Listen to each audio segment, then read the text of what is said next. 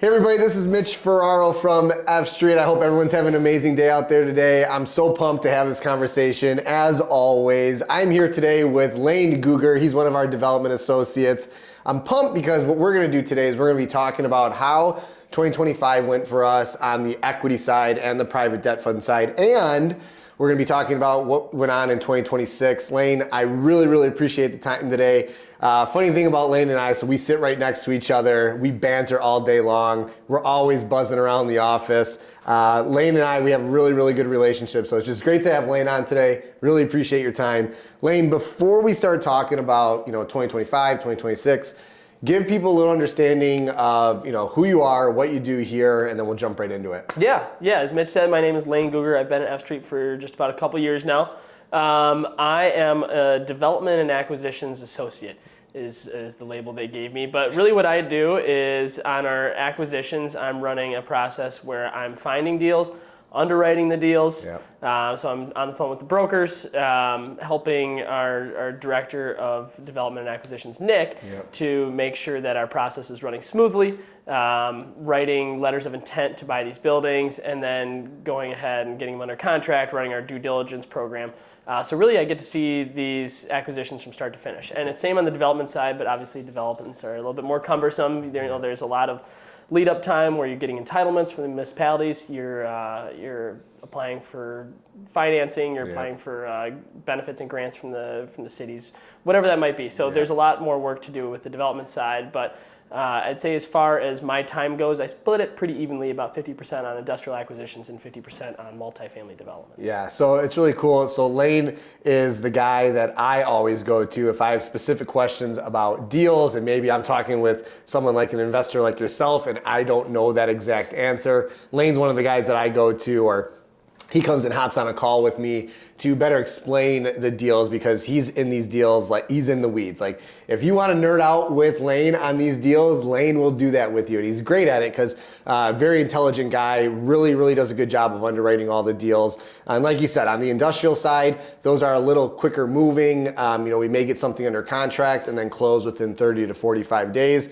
On the multifamily side, those could be 12 to 18 months before they even go out in front of our investors, because we're buying land, we're talking with the municipality, we're getting everything put together for how we're actually going to develop the actual asset. So again, Lane, really appreciate your time today. I want to jump into just kind of like, 2025 was an amazing year for us on the private debt fund side and on the industrial side, on the multifamily side. Just give us a little understanding of what 2025 looked like for us, and like just give us your take on it. Yeah, so I guess in a brief kind of synopsis, we closed on about 11 industrial acquisitions across the country, ranging from northern Wisconsin, closer to the Wausau area, all the way to Yuma, Arizona on the border of Mexico. So that was really cool. We were able to travel to a bunch of different locations, see a bunch of different parts of the country, and have some great acquisitions. Yeah. I think we acquired about 3.2 million square feet last year, so quite a bit. We raised over $30 million in equity for our industrial acquisitions. So huge win for a year. Our goal is 2 million square feet. We went about 150% of that. So that's great, and we're looking to do the same thing this year. We're looking to close on 3 million square feet. And then on the multifamily side, we had 3 developments. We had a couple complete as well. Oak Creek, Brown Deer, West Bend. We broke ground in West Allis, so we're staying busy on both fronts right now. Yeah, and I think it's really cool too what Lane's kind of talking about, kind of going across the country on the industrial side. We're kind of very specific when it comes to multifamily. When we do the multifamily, we're mainly working in Wisconsin. Again, we're located in Milwaukee, Wisconsin.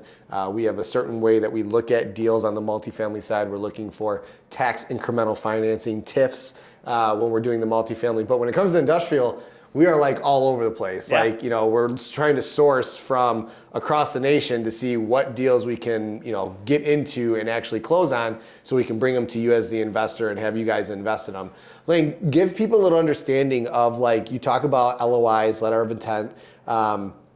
Talk about like how we're sourcing that stuff. How are we getting, people to come to talk to us about, hey, I've got this deal, and then we start looking at it. Talk a little bit about what that looks like, because I think that's an interesting point where, a lot of people are saying like, hey, how are you guys getting these deals? Like why are people coming to you? So give us a little understanding of what that looks like. Yeah, so most of our deals are coming directly from brokers, whether that's them reaching out via email or via phone call, or we run into somebody at an event here in town. Like, we're always keeping in touch with our brokers that we work with on pretty much a daily basis. We've got 3 what I call like power brokers that bring us 80% of our deals. They're like national guys. And then we make sure that every 2 weeks we're actually reaching out to local brokers as well. So we'll reach out to guys in like North Carolina that we've never talked to before, but we'll say, hey, we're F Street, we're in Milwaukee, Wisconsin, and we'd just like to tell you what our buy box is, so you can keep a lookout. So we get a lot of our deals from brokers. We get a lot of deals online as well. Probably 20% of our deals we're finding on a site called Crexi, where the brokers list these industrial buildings. And then here and there we find some off-market opportunities as well. But those are where most sellers want to list their properties on the open market, which I totally understand. So we're vetting all of these deals. We have a strict underwriting process that we go through. We have a couple criteria that we look for. We're looking for either high cash flowing deals with moderate credit tenants. So that's a tenant we feel will definitely continue to make their lease obligations throughout the course of the lease period, which will deliver high cash flow for our investors. And we also have some value upside as well. So we'll look for deals that are vacant, like in Yuma, Arizona, where we're buying a 280,000 square foot building vacant, but we build up reserves, right? We have so much reserves in our acquisition budget that we'll be able to carry the building for 18 months, right? And then if we do find a lease, which we believe we will, then we'll be able to have a huge value upside. That building's worth so much more now that we have a tenant in place. So that's a bit of what we do. As time goes on and F Street continues to be a good partner with the sellers, with the brokers, we develop a better reputation. So that really helps put us in front when we're writing these letters of intent to buy these buildings. When we do that, we're starting to get a bit of a reputation, even nationally, that these guys know, oh, hey, when F Street writes this offer, they actually mean it. They're not just writing it because they're testing the market or kicking tires. We're not a tire kicker. We're giving our offer. We're saying we will go to closing in 90 days, barring anything catastrophic. And this is our offer. So that really helps a lot. We make sure that we go into every deal with an intent to actually purchase it. Yeah, absolutely. And I think too, Lane, maybe you can touch on this a little bit. Like, we put these letters of intent out. We're building a reputation of that. When these letters of intent go out, we're going to close on these deals. Talk a little bit about the due diligence period that we do. You're going to have X amount of days to do due diligence. What are we doing during that time? Are we just at our desk looking at stuff? Are we flying out to the place and going and look at it? Help investors better understand, like, what are we doing to make sure that deal is a good deal and then that we're going to close on it? Yeah, so I guess I have like a 7-point checklist, right? So one is we do go out to each property that we acquire and we make sure that we tour it ourselves because the buck stops with us, right? We have to make sure that this property is what we're saying it is to our investors. So we go check it out ourselves. We also hire a consultant to perform a property condition assessment. We hire a company to do a phase 1, which is an environmental study, make sure there's no major issues on site. A lot of times, like we bought a building from Quad Graphics last year, which is a big printing company. And when you have those big printers, they cause all sorts of environmental issues. They have to build these pits actually within their facilities that they store the ink in. It's all messy, right? But you know that going into it, the price is deducted because of that. But you're always looking out for that kind of stuff. You're also getting a survey and a title commitment, which shows you the boundaries of the property, any encumbrances the property has on it. Then you're also calling your HVAC local vendor that will come out check out the site. You're calling your roofing vendor that will come take a look at the site, and you're also getting an appraisal. So I'm making sure, along with other team members, of course, but making sure that all these are getting done within our 30, 45, or 60-day period, because it's on us to make sure that we've done all of our due diligence necessary to ensure that this is a good acquisition. There aren't any major issues that we are aware of, and sometimes things get missed by other parties, and that happens from time to time, but we have to do everything that we reasonably can to make sure that these properties are in good condition. And as you can see, Lane, he's kind of using his checklist that he has in his head that he's going through on every project that we're looking at to make sure once we get these properties under contract, we're making sure that before we go out to the investors and say, hey, here's our deal, we're doing all of this to make sure that it is actually a true deal, and there's no red flags that would not want us to do the deal anymore. And that does happen. We do the due diligence period, and all of a sudden we find something that doesn't work, and we don't do the deal. And sometimes that's the best deal you can do, are the deals you don't do, because it could have been a huge headache or a huge loss, which we are doing during our due diligence. Let's shift a little bit to multifamily. You brought it up a little bit. I know it's a much longer period of due diligence, but I do want investors to kind of understand what that due diligence period looks like as well. Maybe kind of touch on stuff like, you're talking with the municipalities, you're talking with, same thing, you're probably getting surveys done, we're getting architects, just kind of touch on that a little bit. Yeah, for sure. So the industrial acquisition process is pretty similar across each one. The multifamily is kind of all over the place, right? You might already have the land under contract, or you've owned it for 5 years, or the city owns it and you're buying it from them for $1. That's part of the incentive that they're giving you. So there's not as streamlined of a process of actually purchasing the property, but there's a lot of due diligence that goes into it. And some of it is the same as what we do with the industrial acquisitions, but we complete a survey, you get your title reports, checking the boundaries, title encumbrances. The bank needs that kind of stuff. We need that kind of stuff, but so do all of the third parties, right? So that's always important to do. A lot of times we'll do geotechnical borings, which are beyond my pay grade, but what I understand is they go drill a big hole in the dirt and they test the soils to make sure that we don't have any issues where there's light sand, it's not compacted well, 10 feet under the ground. You'd never know by standing on site, but when we go to build our foundations, that becomes an issue, right? So we do borings, they pick out certain spots on the site to go do that. So that's pretty standard procedure for multifamily.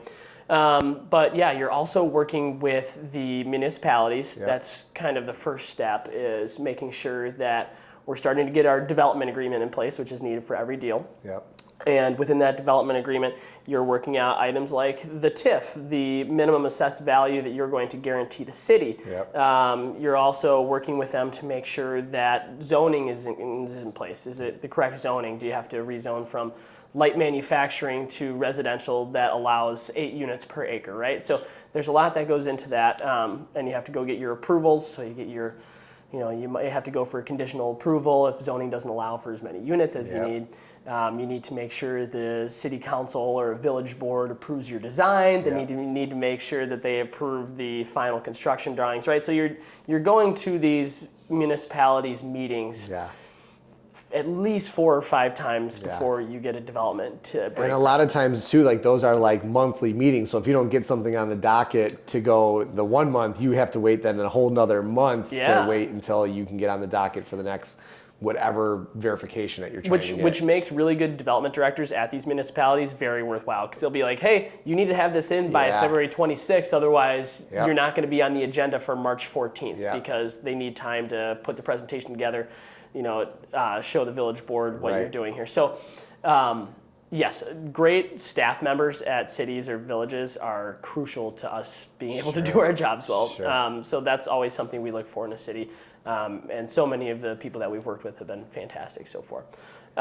So that's part of the due diligence. You're also kind of parallel path running with financing. So you're talking to a few different banks and saying, here's our project plans.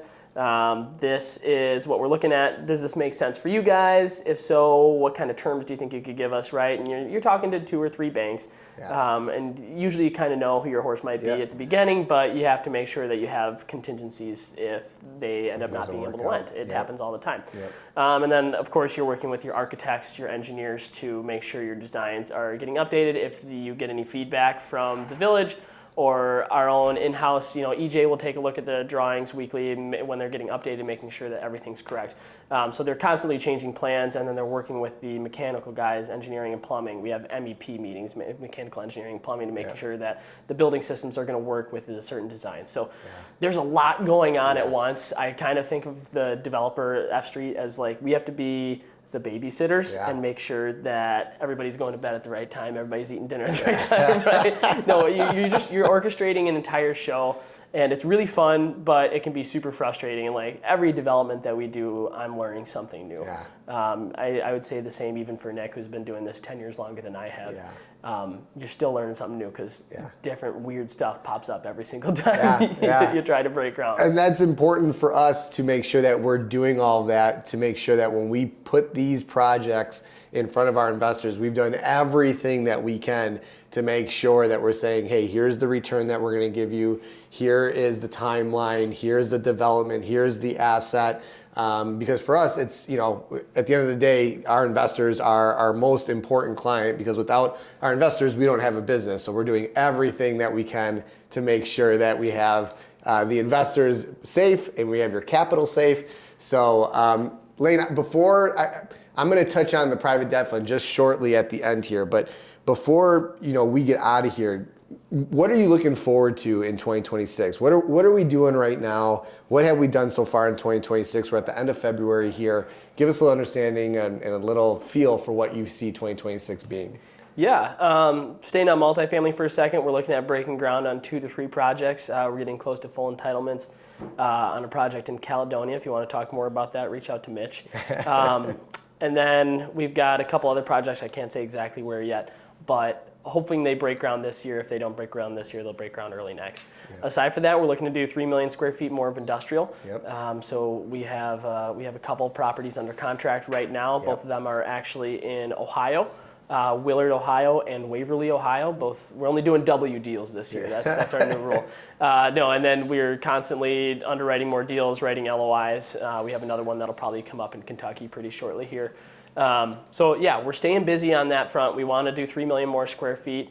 Yep. Aside from just doing the deals, we're trying to make sure that we're touching base with our investors as much as possible. So we're hosting some dinners, we're hosting some Brewer games this year. So make sure you're getting on the list and signing up for all this, because it is always a fun time when everybody gets together. So we're looking forward to another great year. It's been off to a good start, and we got to keep pushing. Yeah. And as Lane said, it's a great point. We are going to have a couple deals coming up. Again, we're at the end of February here, probably late March, early April. A couple of industrial deals as we're going through the due diligence period right now to make sure that we can present those deals to you, the investor. And in the meantime, you may be seeing investor dinners from us in Milwaukee, Madison, somewhere in Wisconsin. You get that, please come join us. We love it when our investors come hang out with us.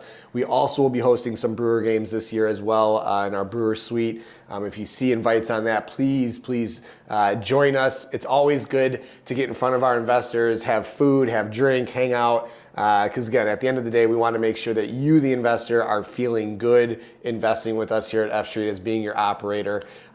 Quick note on the private debt fund side, an amazing year last year. We loaned out $141 million on 367 loans, which was the best year ever that F Street had in its 16-year history. That is the 10% annual interest fund that we pay out on a monthly basis. We pay it on the last business day of every single month. Super, super great year. We had our best month ever in 2025, in August of 2025, but we actually broke that record in January just last month, which means that we're just off to a great start in the private debt fund. We raised just under $40 million into the private debt fund last year. We're on a track to raise another $40 million this year. That fund, always open. Again, I always like to say the private debt fund is like the hook in our business. You get to see us, you get to know us, you get your monthly payments every single month on that last business day. And then you start seeing guys like Lane and our other guy, Brian and Nick, you'll see the deals come through on the industrial deals or the multifamily deals. And we just hop on calls and we educate you on the deals. And if it makes sense for you to get into those deals as well, that's our goal. Our whole goal is to build a super long-term relationship with our investors, help you make money, and at the end of the day, just build a super long-term relationship. So, Lane, before we get out of here, any final words you want to give to our investors before we say goodbye? No. Hopefully see you around. Come to Milwaukee, see our office, hang out with us, and If you have any questions on these deals, make sure to ask Mitch or Brian because Yep. I'm not available. No, we're always available. We'll get you in on those calls for sure.